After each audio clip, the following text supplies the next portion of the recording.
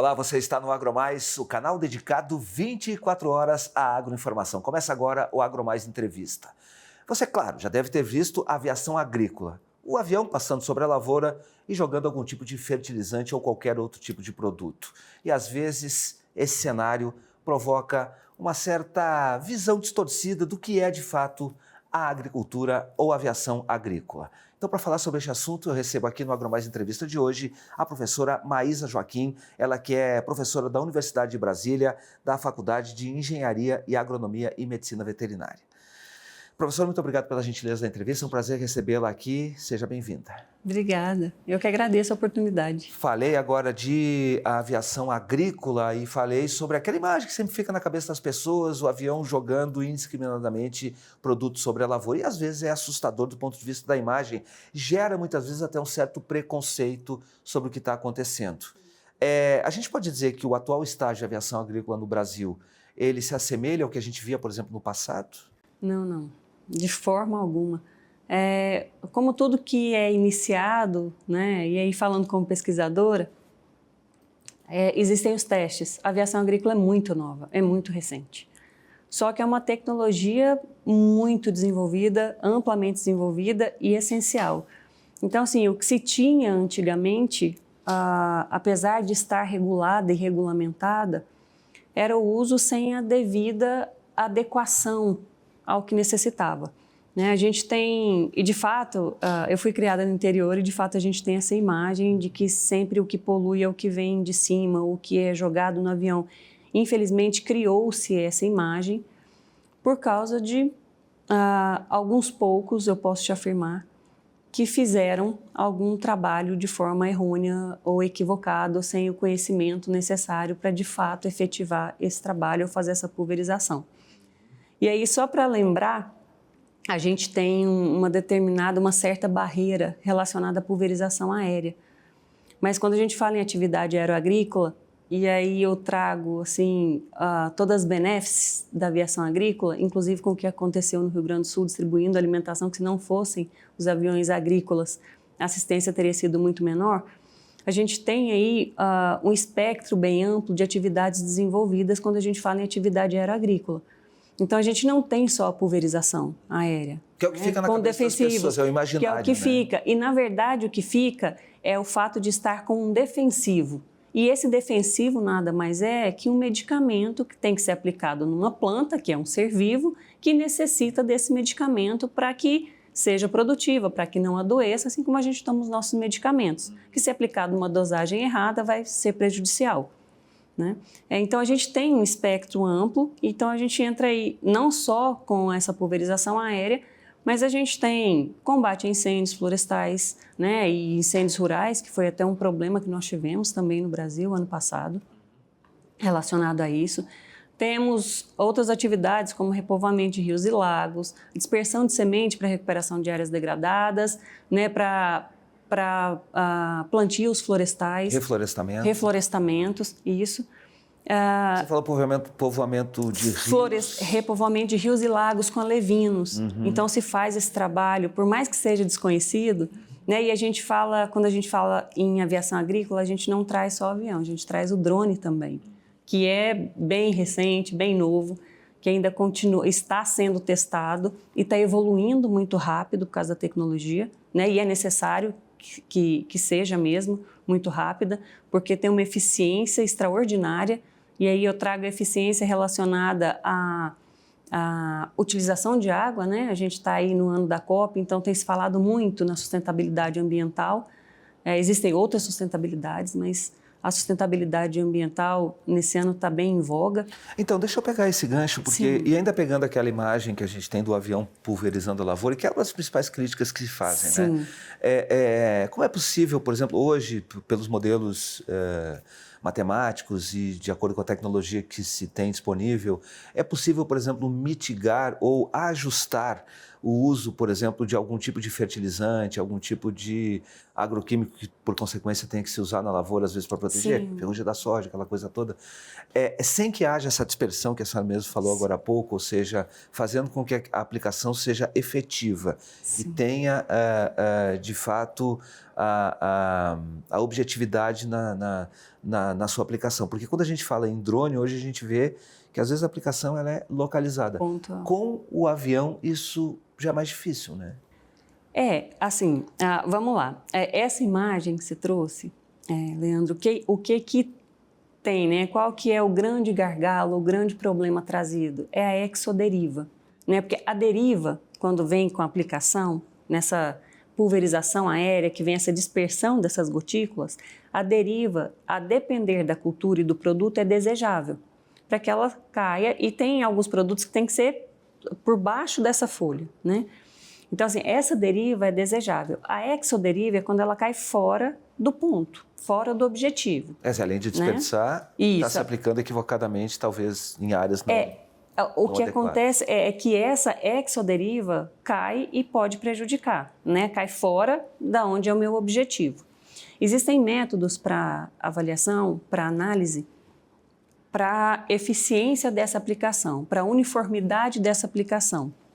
Inclusive, a gente fez agora um primeiro trabalho para demonstração dessa eficiência. Por quê? O que essa metodologia desse trabalho para pulverização aérea traz para a gente? Traz o seguinte: a otimização do produto que eu estou dispersando. Então, se eu quero otimizar, uniformizar essa minha aplicação, eu tenho que tentar fazer essa otimização para que caia no meu ponto focal, nesse foco. E com essa metodologia, que mede ou verifica-se essa eficiência, é possível dizer o seguinte: olha, se eu não tiver minha máquina, o meu equipamento regulado e com as minhas variáveis que podem impactar nessa exoderiva também monitoradas, eu vou ter essa exoderiva. Mas se eu tiver essas variáveis, e aí, citando as variáveis, o que seriam essas variáveis que impactam nessa exoderiva? Eu ia perguntar quais são essas variáveis. Velocidade do vento, altura da aeronave, umidade relativa do ar. O tipo de aeronave. Temperatura, o tipo de aeronave, que é o que a gente quer estudar, porque na aeronave eu posso regular o tamanho da minha gota, né? Então, eu tenho essas variáveis que impactam diretamente. Então, eu não posso ter uma velocidade do vento maior do que 10 km por hora, né? Só que aí o que acontece? Quando eu extrapolo ou saio desse intervalo desejado para que eu faça uma aplicação e não tenha essa exoderiva, eu começo a propiciar essa exoderiva e eu vou ter desperdício. Esse desperdício é um custo para o produtor e nenhum produtor quer ter prejuízo, quer aumentar esse custo e nem desperdiçar, porque esses produtos são produtos caros. A hora da aeronave é cara, né?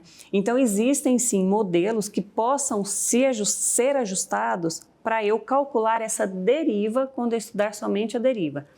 Nesse caso específico, existem metodologias, existem empresas que fazem essa regulagem da aeronave, verificam a eficiência da aplicação.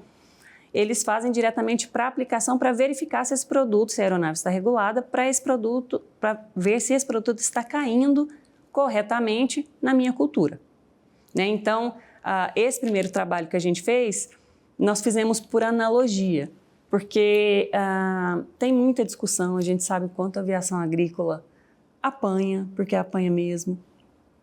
Há muita controvérsia sobre o tema, gente. Só aqui para fazer a introdução, eu fiz uma linguagem figurada aqui que já trouxe à mente, com certeza, uma imagem que talvez não seja nem positiva. É exatamente isso que a gente está tentando desconstruir. Isso, né? Exatamente. Para tentar mostrar, de fato, que ela pode ser efetiva, pode ser, inclusive, ambientalmente adequado o uso. Sim. E aí, desculpa lhe interromper, mas a senhora falou, por exemplo, não pode ser acima de 10 km por hora. Portanto, a aviação agrícola não pode ser utilizada durante todo o ano em todas as regiões do país, porque existem algumas regiões em que o vento, muitas vezes, dependendo... Claro que isso pode não coincidir com o período de plantio, mas o vento pode prejudicar a aplicação. Vou pegar um exemplo. Se a gente vier aplicar aqui em Brasília em setembro e outubro, o vento é muito acima dos 10 km por hora. Muito. E aí tem uma adequação do horário. Bem mais cedo, como eu falei, eu tenho um irmão que é piloto agrícola. Então, assim, 4 horas da manhã, ele já está na propriedade para começar uma aplicação. É claro que depende muito, você não pode ter uma temperatura muito, muito baixa. E nem uma umidade muito alta, a depender do produto a ser aplicado, né? A ureia, por exemplo, é um produto que ela não é é sólido. Mas, professora, como configurar a necessidade de utilização do avião, que às vezes você vai pegar uma propriedade de 150 mil hectares, por exemplo, aqui no Mato Grosso, que é comum que tenha, como você vai adequar a necessidade do uso extensivo, ou, portanto, apenas com o avião você conseguiria fazer isso, com as limitações das variáveis que são aplicadas? Porque muitas vezes eu tenho uma janela para aplicação daquele fertilizante. Tem, que é um problema. Como trabalhar essa questão? Aí é planejamento mesmo, é estratégia. Um planejamento estratégico, ou tem que se verificar a possibilidade de ter mais uma aeronave ou uma aeronave mais potente, para que se possa fazer. Porque tem aeronaves que apresentam um rendimento maior, como é o caso do avião turbo, né? Então, a depender desse modelo, eu consigo uma amplitude, uma envergadura maior para que eu possa cobrir mais área com essa envergadura. Então, a necessidade de um planejamento para exatamente entrar nessa janela que você falou, em que essas variáveis combinadas não vão me causar essa exoderiva. E tem uma outra questão.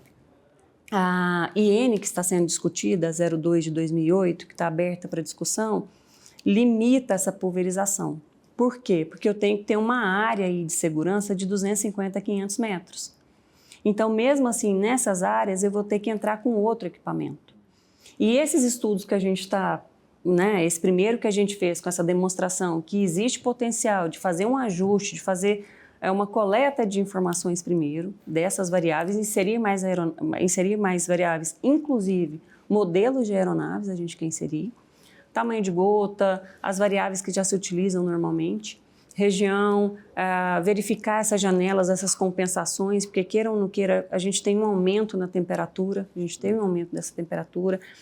Nós estamos agora com o ciclo hidrológico mudando um pouco, se alterando um pouco, né? Antes a gente começava aí com chuva final de setembro, então, aqui na região está tendo uma alteração desse ciclo hidrológico. Então, acho que isso é importante também a gente analisar esta nova atividade, que a gente está falando, na verdade, é da valorização de uma profissão e a normatização de um processo, sim, né, professor? Sim. Acho que talvez valha a pena a gente também fazer uma abordagem a respeito da mudança climática e que isso, de fato, pode estar mudando no planejamento, porque a senhora está me dizendo que é preciso planejar. Mas eu vou pedir um tempinho para a senhora, a gente vai fazer um intervalo rapidinho. Quando voltar, a gente faz essa abordagem, pode ser? Ótimo, pode ser. Maravilha, para você que está conosco, saia daí, a gente volta já, é rapidinho.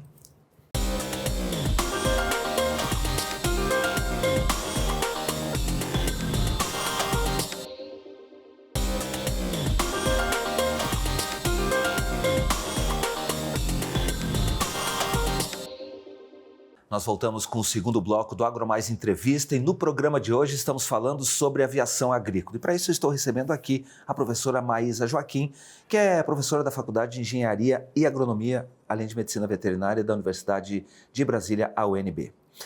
Professora, no primeiro bloco a gente falou um pouquinho de maneira geral sobretudo no que diz respeito à segurança na aplicação, por exemplo, no uso da aviação, porque eu até usei uma imagem logo no início do programa, que é o avião despejando o produto sobre a lavoura. Às vezes é assustador esse tipo de situação. A senhora disse que há segurança em relação a isso. Existe hoje modelos nos quais é possível você mitigar o risco desse tipo de aplicação. E aí a senhora trouxe algumas variáveis que são importantes a serem utilizadas. E o que eu trago aqui de uma questão que talvez seja importante, quer dizer, você não pode planificar isso para o Brasil inteiro, né? Não. É por isso que a gente tem esse primeiro estudo, né, afirmando, garantindo essa segurança na aplicação, e parte-se aí para um segundo estudo. A gente quer uma amostragem em 15 estados, no mínimo, sendo os mais representativos, onde a frota da aviação agrícola, de aviões agrícolas, sejam mais representativas, porque a gente quer coletar todos os intervalos, todos não serão possíveis, imagino eu, a depender da época de aplicação, porque o intuito dessa pesquisa, para trazer essa resposta, de falar assim, olha, eu consigo calcular a depender das variáveis, a depender da velocidade do vento, da umidade relativa, da minha temperatura, da altura da aeronave, do tamanho da gota, do tipo de aeronave, eu consigo calcular e te dizer que a depender desses valores ajustados nessa equação, minha deriva vai ser de 5 metros, minha deriva vai ser de 10 metros. Então, eu tenho... o Brasil é gigantesco e essa equação vai ser ajustada porque toda equação estatística tem um erro e a gente trabalha com esse erro. E a gente quer ver se a gente consegue inserir esses intervalos ou essas amplitudes ou os extremos, digamos assim, dentro desse erro. Caso não seja possível, é possível se adequar uma equação para cada região, para cada situação, para cada variável correspondente, porque a gente tem temperaturas mínimas no sul que a gente não tem na região sul do país, que a gente não consegue essa temperatura mínima em Goiás, ou por mesmo exemplo. No sul, por exemplo, você pode pegar uma temperatura extrema de 0 grau ou uma temperatura de 43 graus. Então, muda tudo. Completamente, mas de qualquer forma, essa aeronave tem que trabalhar. Então, a gente quer encontrar essas janelas que possam utilizar ou ser utilizado esse instrumento, esse equipamento, para que se faça a pulverização. Eu gostaria de ressaltar aqui, com a sua permissão, como eu falei, instrumento, a gente tem o avião, tem o drone fazendo essa aplicação e eles são mais um instrumento, mais um equipamento altamente tecnológico para a maximização da nossa produção no agronegócio. Agricultura, pecuária, porque na pecuária tem monitoramento com drone, tem monitoramento com avião, tem semeadura para pastagem, sementes para pastagem. Então, assim, como a gente tem vários equipamentos em várias profissões, em vários setores, em várias áreas, no agronegócio, a gente tem o avião, o drone, que é mais um equipamento. Então, todo equipamento mal manipulado pode causar danos. Até mesmo uma colhedora ou colheitadeira mal utilizada, ela pode, inclusive, provocar muito prejuízo para a lavoura. Uma faca na mão de uma criança. Depende muito da conscientização, mas também depende muito da regulação desse processo. Para isso que vocês estão trabalhando a questão das padronizações, porque tudo é muito feito no empirismo hoje, muito pelo conhecimento, pela experiência do aviador, às vezes, e do produtor, lógico. Tem sim, só que as empresas investem muito em pesquisa. Muito. Então, tem muitos resultados. O que falta no setor, e eu tenho reafirmado isso várias vezes, é exatamente, a gente chama de transmissão dessa tecnologia. Não está sendo repassado. Acabei de orientar um trabalho de final de curso exatamente nessa linha. Como é que está sendo repassada a informação da aviação agrícola? Mesmo dentro do setor, dentro desse setor aí do agronegócio, tem muita gente que ainda não conhece de fato o que é aviação agrícola. O que um avião agrícola faz. Mas, professora, se eu for agora, por exemplo, pegar o currículo aqui da UNB, da USP, da URGS, lá do Rio Grande do Sul, da Universidade Federal do Piauí, que eu tive agora recentemente, eu não vejo nenhuma matéria, ou lá no Rio Grande se chama de uma cadeira, mas enfim, de uma matéria, que trate especificamente desta questão. Por isso que eu falei, é tudo feito muito no empirismo. Claro que a gente sabe que tem pesquisa, sim, mas como não há uma padronização para a utilização da aviação, ou seja, não é possível você fazer uma fiscalização que seja efetiva. Porque os padrões são muito... É um pouco mais trabalhoso, porque, como eu falei... E por que nas universidades não se introduz um estudo mais acadêmico, regular a respeito dessa temática, já que ela hoje é uma tecnologia que me parece inexorável do ponto de vista da introdução dela, Sim. Em relação às variáveis, existem variáveis básicas, como eu falei. A gente tem velocidade do vento, que é o que a gente aprende no básico, A velocidade do vento, temperatura... Da própria aeronave, Da própria aeronave, a temperatura e a umidade relativa. E com essas são calculadas, que é o tamanho da gota, essa amplitude, essa abertura, e com isso consegue se monitorar. A gente quer trazer outras variáveis. Em relação à academia, é o que a gente está tentando fazer agora. Porque quando a gente fala em tecnologia de aplicação, a gente tem as máquinas terrestres. Como eu falei no início, a aviação agrícola, a tecnologia é muito nova, é muito recente e evoluiu muito rápido. A evolução tecnológica não está muito além da nossa evolução de regulamentação, de políticas, tanto é que a gente trabalha com uma IN de 2008. Quando você pega 2008, esse lapso temporal que a gente tem de 2008 a 2025, eu tenho muita evolução, mas muita evolução tecnológica. E, infelizmente, a nossa legislação e regulamentação não conseguiu acompanhar para que pudesse fazer, de fato, uma fiscalização eficaz, digamos assim, porque eficiente mas não é eficaz. Nas academias, é o que a gente está tentando introduzir agora. Nós temos na agronomia em torno de 60 professores. Nós temos um de tecnologia de aplicação. E, além do mais, para a gente fica muito caro a montagem de um laboratório. Quando a gente pega um laboratório de máquinas agrícolas, a gente tem um acesso muito mais fácil. Primeiro que a gente tem várias montadoras, vários tipos, né? A gente tem equipamentos mais antigos e aí entra na parte de mecanização. Quando a gente fala na aviação agrícola, é possível a gente trazer o drone, que é muito mais recente, mas o avião em si, a gente precisaria de mecanização na aviação agrícola, a gente precisaria testar todos os equipamentos que tem dentro da aviação. E a aviação não é barata. Então, o que a gente tenta fazer são parcerias, que é o que a gente tem tentado agora. E é muito difícil, mais uma vez. Tem uma barreira na aviação que primeiro tem que ser quebrado, que aí eu acho que tem que trazer educação primeiro. E a educação como informação. Como eu te falei, nesse TCC, a demonstração de conhecimento é automático. O que você pensa quando se fala em aviação agrícola ou no avião agrícola? Ah, está destruindo, está poluindo, está contaminando. E ele não está contaminando.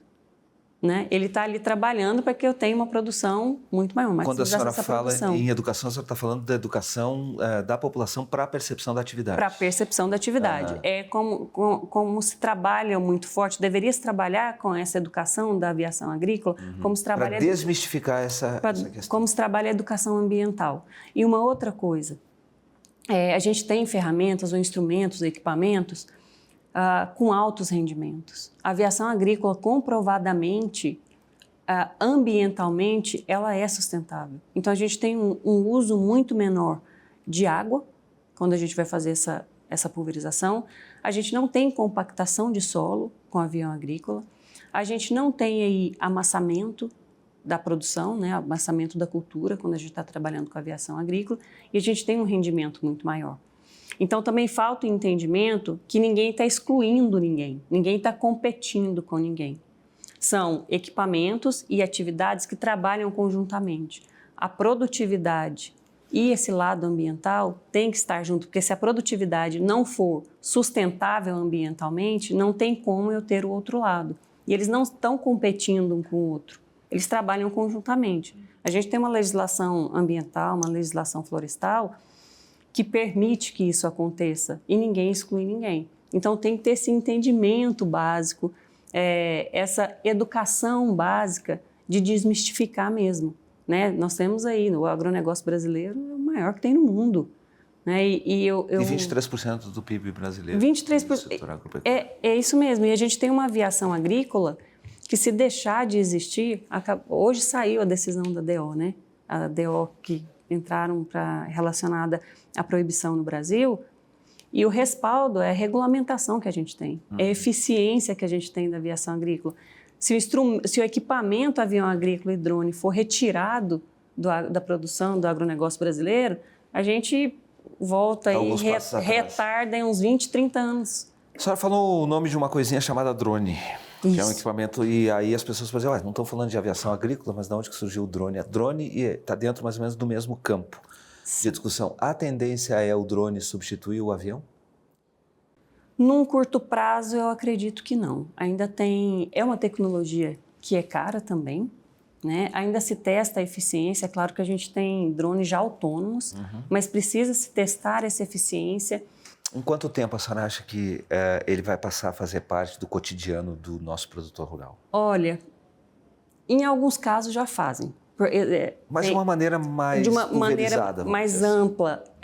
Eu acredito que em torno de 10 a 15 anos eu acho que eu estou jogando alto. E a gente, quando fala em 10, 15 anos, a gente está falando de conectividade, porque o drone funciona... Conectividade. Exatamente. Eu vi um número que são necessários 1 trilhão e 300 bilhões de reais para que você, de fato, tenha uma conectividade mais universal no país. Isso. Esse dinheiro, se a gente olhar para daqui para 10 anos, é muito pouco provável que ele seja aplicado em termos de infraestrutura. A gente vai estar condenado, então, a ter a tecnologia e não poder utilizar ela no interior do Brasil? Olha, infelizmente é uma realidade. Né? Mas, os 10 anos para que o drone seja, de fato, um instrumento cotidiano na utilização da pulverização da lavoura, ele vem acompanhado da pulverização disso para todos os produtores, na sua opinião? Em 10 anos, isso vai estar consolidado?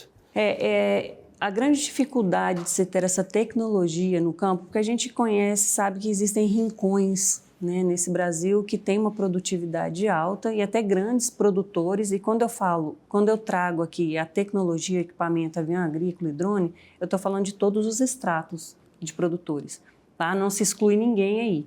Tem o pequeno, tem o médio, tem o grande produtor, né? É claro que se otimiza muito mais, né, e se usa muito mais com o maior, mas a gente tem um grande problema, como você trouxe, que é essa conectividade. Essa tecnologia necessita da tecnologia conectividade, senão não tem como os equipamentos funcionarem.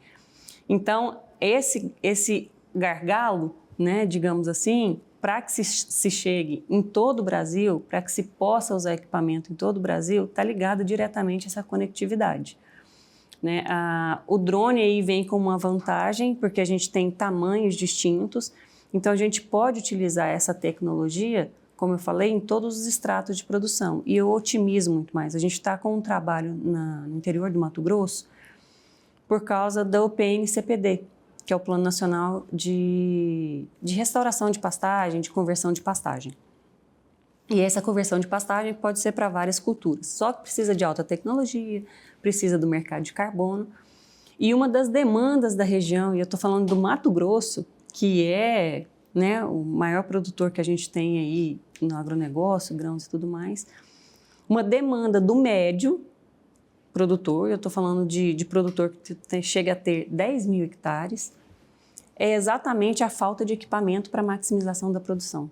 É a tecnologia chegar. Não tem avião, não tem o drone, não tem a disponibilização. Essa tecnologia chegar até lá. Você não tem porque a não tem uma infraestrutura para o uso dessa tecnologia. Uma estrutura para isso. Que é uma pena, porque a gente pode, na verdade, projetar. Se o nosso campo hoje ele já é uma potência, imagina se nós tivéssemos, de fato, todos os produtores tendo acesso a todas as tecnologias suficientes.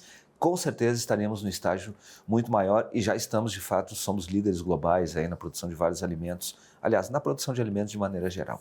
Professora Maísa, muito obrigado pela gentileza da entrevista. Infelizmente, o nosso tempo já terminou, a gente teria muito assunto aqui para conversar sobre o tema, mas não tenha dúvida que eu acho que foi importante para a gente dar uma pincelada e em outras oportunidades, com certeza, a gente aprofunda mais essa matéria. Eu que agradeço. Obrigado pelo carinho e por ter vindo aqui. Obrigada.